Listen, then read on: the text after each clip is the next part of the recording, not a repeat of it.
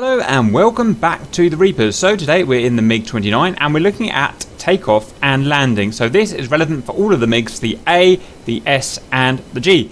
Right, so first things first, let's get started. We're always going to want our flaps down for takeoff, so flaps down. Get the indicator light there.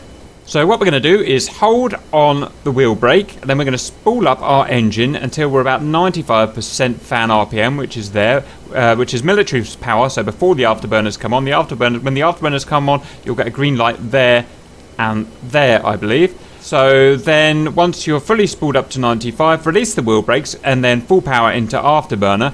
Now in this, some jets you can take off a military power, i.e. full power without afterburner. These engines are pretty weedy, I find, on mil power, so I always suggest an afterburn takeoff with a Mig-29, whether you're lightweight or whether you're heavily loaded. So rotation speed is going to be 240 clicks, and we've got our speedo up here. Once we rotate, it's important not to rotate too far. In most planes I suggest about 10 degrees. In this plane I suggest about 7 degrees. The reason is there's a huge amount of risk of a tail strike. If we look at the back of the aircraft, you can see that the landing gear is extremely low down, and the rear engine nozzles are really far back and really low down.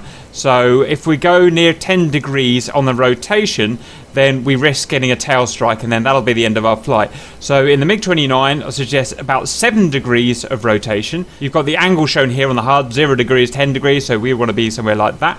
Once you've reached 7 degrees, then just hold that until the plane takes off. When the plane actually takes off will depend on the weight of the plane. So if you're heavily loaded, it could be all the way up to above 300 clicks per hour before it takes off. If it's very lightly loaded, then it's going to be, well, as soon as you rotate, it'll pretty much take off. We're in medium load at the moment with full internal fuel, but we have no stores. If the plane is struggling to get off the ground, don't feel that you have to rotate anymore. Don't rotate anymore. You'll just end up risking a tail strike. Instead, just wait and it will eventually get off the ground. Once we're in the air, we're going to keep burners on until we're just below 500 clicks. Then we're back to mil power, and then we'll put it in a left-hand circuit. Just one thing to note is that she will be fairly nose heavy on the trim from stationary. So we're going to add about 1 second of up trim, 1000 click. Just to help us fight that. Otherwise, we're ready to go. So wheel brake on, spool to 95, hold, release brake, full power. Now she's an incredibly fast plane, so she will get up to speed very quickly, so we just have to be ready for that. Looking at the speed, 240, rotate 7 degrees and hold. Whoops, a little bit high there, but we're okay. Gear up with G. Flaps up now, come off burner now. F to put the flaps up, and that's it. You saw how quick she got up to speed there, so yeah. Right, next we're going to go in a left-hand circuit of the base, so we're going to get down to 500 clicks per hour and 1,000 feet. That's about 330 meters, and I will report back to you on the downwind. Okay, we're on the downwind now, so whenever we're doing a visual landing like this, we'll always come in from a circuit rather than straight in. So we're in a left-hand circuit now. Our circuit altitude is going to be 1,000 feet AGL, and our speed is going to be 500 clicks per hour. If you want to know more about circuits, then please look in our educational general playlist, and we've got a tutorial there on it. So what this means is that when we come in for the final approach, we're going to be coming out of a turn. We'll be turning on a base leg left into the final, and we're going to use that base leg turn to reduce our speed down to our approach speed, which we'll talk about in a minute. So rather than using our air brake, we should never have to use an air brake on an approach. We're going to use aero braking round the corner and reducing the throttle, and that is going to take us down to our approach speed. Now our approach speed, I believe it says in the manual, wants to be about 240 clicks. Now I don't like flying that like that, because for her to fly at 240 clicks, she's got to be very nose up and very alpha heavy, and that means we're going to struggle with visibility, and I just find it uncomfortable. So I'm going to put it up to 300 clicks per hour. I prefer my approach at 300 clicks per hour in any fuel state. Now if she's extra heavy, i.e. full fuel and loaded up with bombs or weapons as well, then knock that up to 350 clicks. Your approach speed and landing speed should always be proportional to the weight of your aircraft at the time. When you see in a manual it's saying land at 240 or 220 clicks per hour, then it's expecting you to be in landing configuration, which means very low fuel and probably no stores. In DCS we probably won't be like that very often, so just bear that in mind, that you have to adjust your speed accordingly. So on the final, we're going to be roughly at a -3 degree descent and at a speed of 300 clicks per hour or thereabouts. We're going to feather once we're just above the tarmac, and our actual landing speed will be more like somewhere between 260 to 280, because we'll lose a bit of speed in the feather. We'll get the plane dirty in the base leg turn. Now, one thing to notice is that we do have guidance for landing. Now, this guidance is not really meant for visual landings. This is meant for ILS landings, bad visibility landings. I'll quickly show you it. And in fact, I've done a tutorial on ILS low visibility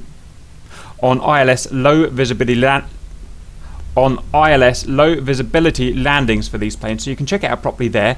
But very roughly, if I press the 1 key several times, you can see I've got landing there. And what I basically have to do is follow that circle there, which is computed by the the ILS system, and we basically put our nose, which is that cross there, inside the circle, and that will take us all the way down to the runway.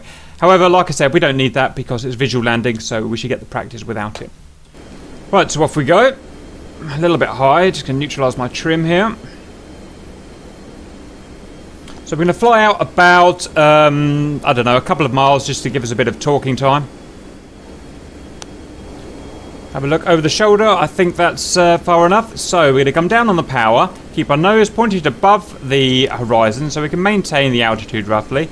And we're going to keep looking over our left shoulder, and we want to time it so that our turn comes out on the correct course of the runway. So we'll see our speed start to drop down now. Our altitude will stay roughly the same. We can get dirty now. G for gear down, F for flaps down. This will mess our trim up a bit, so just you'll have to start re-trimming.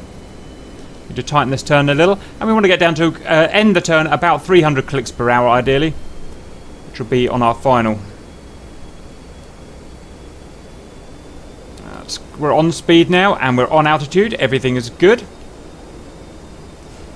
Regards angle of attack. I don't want to fly by angle of attack, but if you want to, it's shown down there. It's about 5 degrees at the moment. We want to be in about a 3 degree descent. I've got no tools to tell me my descent in degrees, but you just get a feeling once you've done it a few times. Right, I've been chatting and I've accidentally sped up, so let me just take that speed down again. Constantly retrimming to keep the plane neutral. Double check gear and flaps are down. Keep our nose well above the horizon, because remember our angle of attack is going to get fairly high. Probably about up to just under 10 degrees, I imagine. Right, we're pretty settled here. You can see that circle above us is trying to lead us in, but we're not interested in the ILS system now. So we're just going to do it by eye. Again, keep above. Angle of attack should be about 7 degrees now. That's what we want to land on. We've come in a little bit fast, so we'll just slow down just a touch. Off the power now, and we're going to start feathering. And we should land just below 300. Well, exactly on 300. It's a little bit fast there. And a little bit bouncy, because we were fast. When we landed, we held the nose out a little bit. Held the nose up a little bit. We're going to press P now. And that is going to give us a parachute. Parachute must be deployed between 280 clicks per hour. We shouldn't really need to touch the brake. In fact, we'll just touch the brake now. Pump the brake a little, just to finish the slowdown. Keep your finger on P now to release the chute. Chute released. And that's it really. Pretty standard circuit approach there. So things to note there were that the speed of our approach should be calculated dependent on our weight. So basically 300 clicks per hour approach on a relatively lightweight. If it's a heavy loaded plane, then 350. Touchdown just below that approach speed. I came in about 20 to 30 clicks too fast there, which is why we had that bounce. But it's, you know, it's not perfect, but it's okay. Use your parachute. You don't have to use your parachute. The brakes are okay on this, but if it's a short runway, then use the parachute. And that's about it really. I hope that's helpful, and I'll see you later.